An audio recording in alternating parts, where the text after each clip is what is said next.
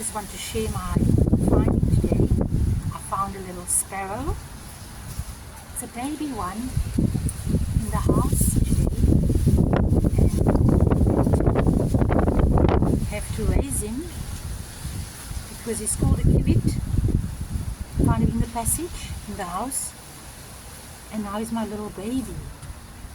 Okay, so I've given him some food because I can't find his mom. This is the downside of having cats, is that there's always debacles when it comes to birds, and that's so I really got attached to the little thing, and I called him kibit. He's called a kibit in Afrikaans, and I had to Google to find out what it is called in English. Sparrow, Cape Sparrow.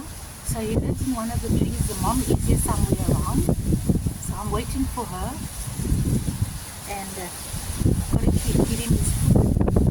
So I've got lots of food for him. So this is his food there. I'm giving him his food. Come, little kitty. And he's a little bit in shock, and he has taken to eating the food. I gave it to him with a syringe, some milk mixed with water and a little bit of brown bread.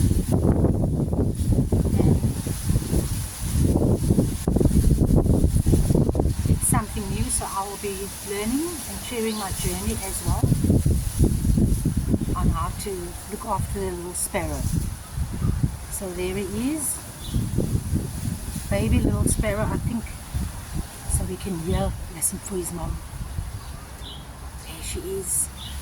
She's calling. There's mommy, so I'm waiting for mommy. Thank you very much. And that is my journey. I'd just like to move the camera so we can see him.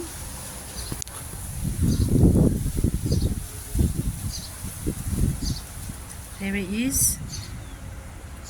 I've made a little box for him, but he likes my hand. So this is my newly acquired pet, and I'm raising him.